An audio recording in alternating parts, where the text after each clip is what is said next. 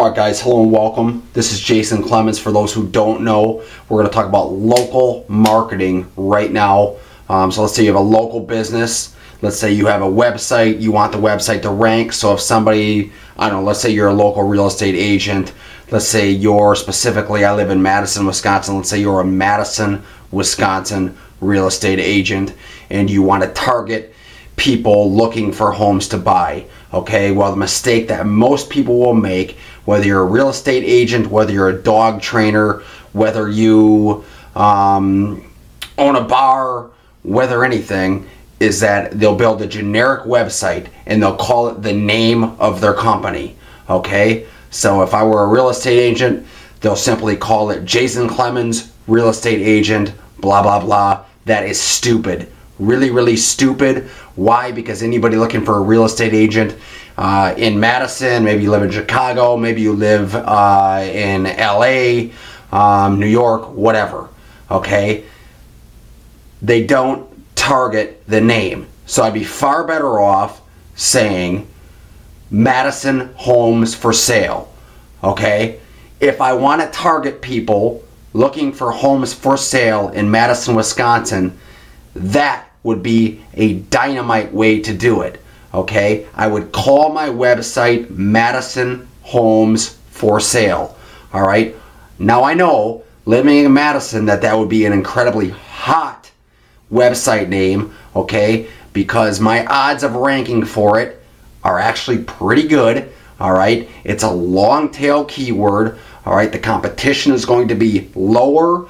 And if somebody does find me, if I do rank at the top of Google, which I know I can, I've done it in the past, all right, and somebody finds that website, my odds of getting a lead from that are going to go through the roof. What most people do, like I indicated, is they will go their first name, real estate agent, or something dumb like that has no meaning, that is never going to rank in Google. All right, so that's tip number one. Whatever your company name is, you need to forget it. All right. If you want to do local marketing and drive leads for your company, I don't care if you're a dog groomer, I don't care if you own a bar, I don't care what you do. All right. That within that website name, when you buy your website address, or maybe you already have a website address, make another one. Okay. It should be your city. If you're in a small city like I am, Madison, the city name is probably okay. Okay, if you're in a bigger city like Chicago or New York, maybe you want to target it down farther into a suburb within that city. Okay, the more niche I can make that, all right, provided that there's enough business in that niche, whether you're in a big city like Chicago or New York or LA, okay, if there's enough people within that niche, then it's possible. Now for me, I live in Madison, I would target the Madison. Okay, so that's tip number one. URL name, website address, what you're putting on the website must conclude the name.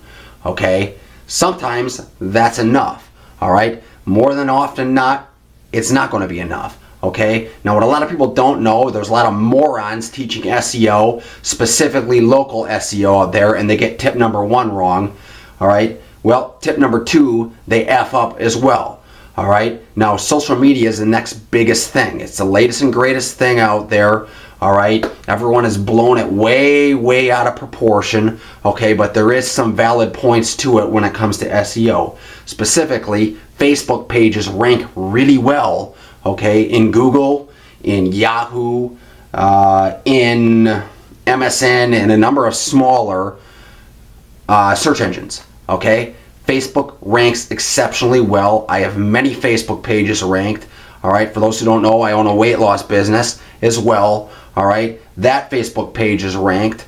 Okay, I've started other businesses that rank, actually the Facebook page will rank faster than the actual website in many instances. All right, so you should go to Facebook and you should set yourself up your Facebook page with the same name you have just called your website.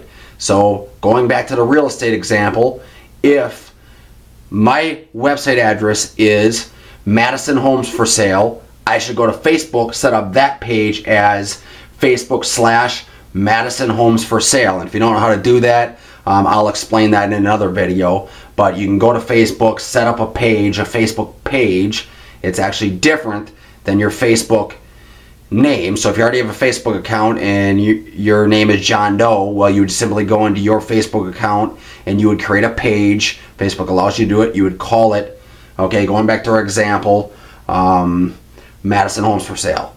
So that's your second ranking, local marketing SEO ranking tip. That's number 2. If I set that page up, all right, now here's tip number 3 to tie everything together, and everything I create has this loop. It's all tied together like this, and I have dominated local markets. All right, I've helped a lot of clients dominate them. You can visit my website, you can see testimonials, and that everything I do revolves around this. All right, so you have your primary website name, Madison Homes for Sale. You have your Facebook page, Madison Homes for Sale. Now I'm going to create a video very similar to this video, okay, that I'm creating here with local SEO tips, okay, local marketing tips.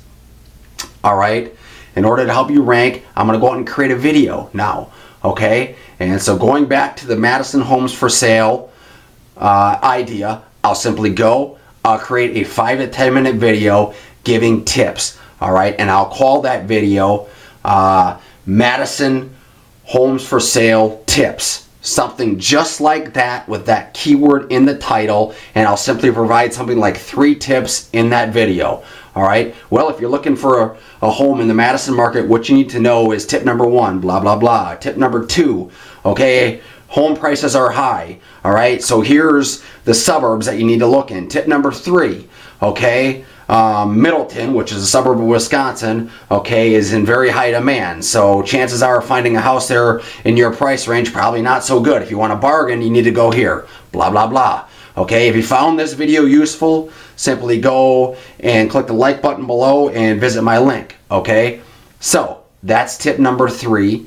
All right, once you create the video, direct them to the link, which will include MadisonHomesForSale.com in the bottom of the YouTube video.